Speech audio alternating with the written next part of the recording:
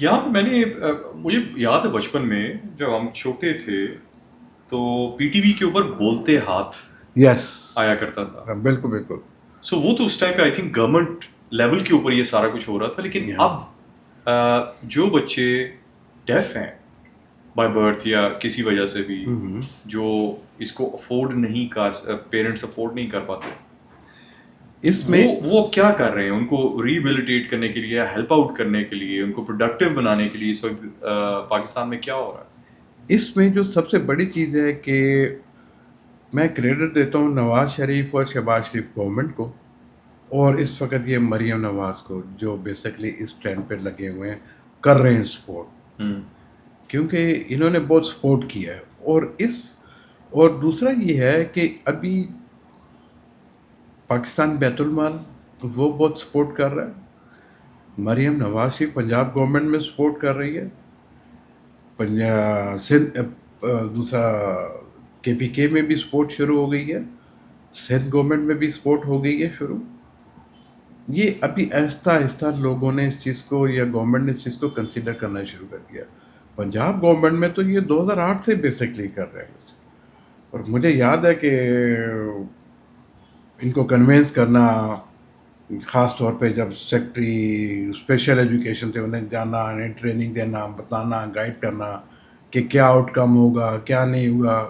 یہ بہت ہی basically start کیا جب بیسکلی ہم نے اس کا اب تو بہت زیادہ سپورٹ، اویئرنیس بھی زیادہ ہو گئی ہے، سپورٹ بھی زیادہ ملنی شروع ہو گئی ہے. ابھی سب سے بڑی جو چیز ہے کہ پیرنٹس کا ابھی بھی وہی تھنکنگ ہے کہ بھی چلو جی امپلانٹ ہو گیا، ختم، باقی نہیں ہو رہا. ہمیں اویئرنیس دینی پڑے گی، ایک ایجوکیٹ کرنا پڑے گا پیرنٹس کو. ہم اپنے لیول پہ تو ہم پیرنٹس کو ایجوکیٹ کرتے ہیں. امپلانٹ کرنے سے پہلے انہیں پورے ہم فیڈ کرتے ہیں کہ اس کے آؤٹ کمز کیا ہیں اور کیا نہیں ہیں. امپلانٹ کا بیسکلی سب سے ایک اسپیسیفک ایج تک ایک امپلانٹ ہونا چاہیے میرے پوائنٹ آف ویو سے. 1 سال سے لے کے 4 سال تک کے بچے کی آئیڈیال ایج ہوتی ہے، بچہ لرننگ پروسیس میں ہوتا ہے. اب وہ بچہ اس ایج میں اگر امپلانٹ کر دیا جائے تو بہت اچھا آؤٹ کمس ملتا ہے. 4 سال سے لے کے 8 سال تک کی عمر میں بچے گرے پیریڈ میں جانا شروع ہو جاتا ہے اس کا برین. 8 سال سے ابو جو ہوتا ہے کہ جو ہیئرنگ کی جو اسپیس ہے جو برین کے اندر اسٹوریج کی، وہ اس پہ کوئی اور چیز آکوپائی کر لیتی ہے بیسکلی. تو اس کے لیے پھر آگے بہت مشکل ہو جاتا ہے. پیرنٹس کو ہمیں یہ ساری چیزیں گائیڈ کرنا پڑتی ہیں. پھر ایک اس کا ایس او پی بنائے گئے تو اس میں نے سب سے پہلے یہ ریکمینڈ کیا جو ارلی ایج میں امپلانٹ کیے جائے اس کے آؤٹ کم زیادہ ہیں، تاکہ جو بھی جنریشن ہو، جو بھی امپلانٹ ہو، بچہ ہو تو بڑا ہو کے معاشرے کا صحیح فرد بنے، جس سے کچھ آتا بھی ہو بیسکلی.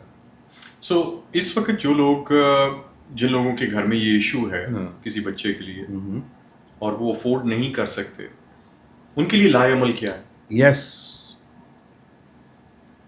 میں پھر ونس اگین آپ کو کہوں گا کہ مریم نواز نے جو اس وقت جو کام کر رہی ہے، خاص طور پہ صحت کارڈ کے تھرو کیا گیا ہے، تو اس میں اس نے کلیئر کٹ کہا ہوا ہے ایسے بچوں کی کیئر کی جائے اور امپلانٹ کی جائے.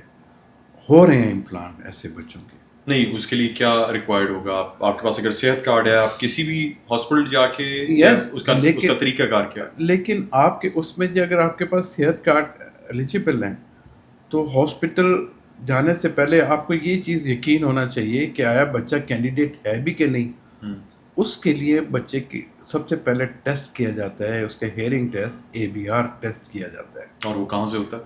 وہ آڈیولوجی کی بیسکلی کئی ایسے ہیں کوالیفائڈ ہیں بیٹھے ہوئے ہیں، کلینکس ہیں، وہاں سے ہوتا ہے. پھر اس کے بعد اس کا کان کا اسٹرکچر دیکھا جاتا ہے اور نرو دیکھی جاتی ہے کہ نہیں، تو اس کے لیے CT اسکین اور MRI کروایا جاتا ہے.